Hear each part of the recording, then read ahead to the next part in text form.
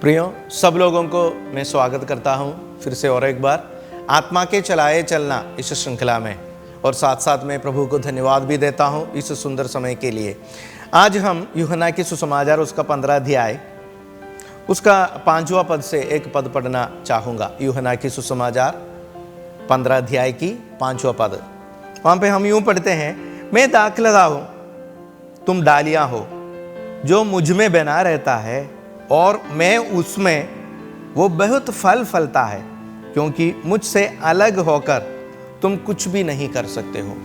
देखो वहाँ पे प्रभु यीशु मसीह एक उदाहरण, दाखलता और डालियों की उदाहरण देख करके हम प्रभु में बने रहने वाला एक जीवन की अनुभव को हमें बताते हैं।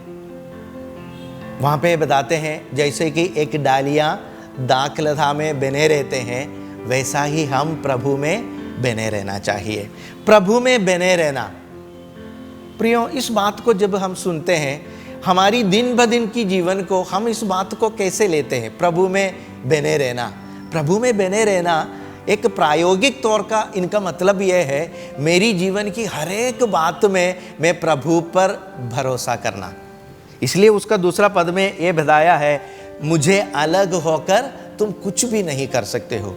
चाहे हम एक काम दिन ब दिन हर एक दिन करता हुआ एक काम हो, जैसे कि एक घर में एक पत्नी अपने घर में जो रसोई में जो काम करती है, वो रोटी बनाती होगी, चावल पकाती होगी, कुछ भाजियाँ बनाता, हर एक दिन वो एक ही काम करते हैं।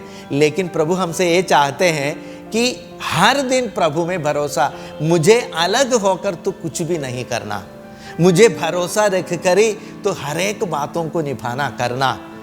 तब हम ये बता सकता है हम उन पर बने रहते हैं। प्रभु हमको ये बताता है हम उनमें बने रहते हैं और प्रभु हम में बने रहते हैं। बने रहना इनका मतलब ये है, मेरी जीवन की हर बात में मैं प्रभु पर विश्वास कर प्रभु में भरोसा रख कर, मेरा उठना, मेरा बैठना, मेरा लेटना, मेरा खाना पीना, मेरी जीवन की केंद्र प्रभु यीशु मसीह को देख करके मैं अपनी जीवन को लेके चलना, यही है प्रभु में बने रहने वाला एक जीवन की दशा। प्रियो, ये वास्तव में सचमुच में मेरी दिन ब दिन की जीवन में मैं इस बात को महसूस करता है क्या नहीं, इस बात को हम परखना चाहिए। प्रियो, हमारी जीवन को देखना, वास्तव में मैं इस बात को महसूस करता है क्या, ये मेरी जीवन की अनुभव रहता है क्या। मेरी जीवन में एक समस्या आया, परेशानी आया, ये आत्मविश्वास मेरे अंदर हो क्या, प्रभु मेरे साथ है, प्रभु मेरे में है और मैं प्रभु में है। इसलिए यही अध्याय का 10वां पद में प्रभु यीशु मसीह बताता है, हमारी जीवन की नमूना भी प्रभु यीशु मसीह है। वो ये ऐसा बताता है, जैसे कि मेरी पिता की आज्ञाएं मानकर उनमें बने रहता है, जैसा तुम भी मेरी आज्ञाओं को मानकर मेरे प्रेम में बने रहना।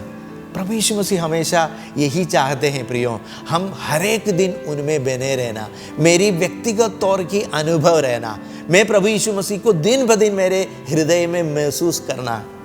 एक उदाहरण जैसे बताते हैं, देखो एक समुद्र के किनारे पे बहुत सारे लड़के लोग पतंग उड़ाता था, बहुत सारे ढेर सारे लड़के लोग पतंग उड़ाते थे। इतना बड़ा हवा उस समय थे, इतने ऊंचाई में हर एक लड़के लोगों का पतंग भी चले गया।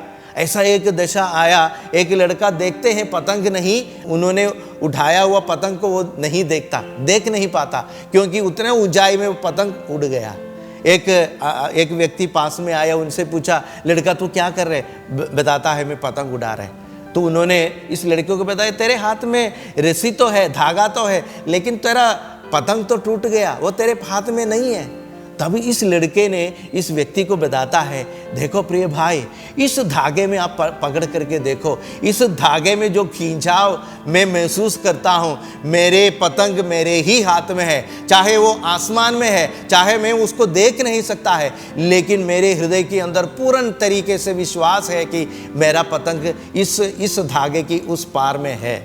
देखो, ये एक आत्मविश्वास है, ये मेरी जीवन की एक अटूट विश्वास है प्रियो, जो हमारी दिन ब दिन की जीवन में प्रभु यीशु मसीह को अनुभव करते हैं, महसूस करता है।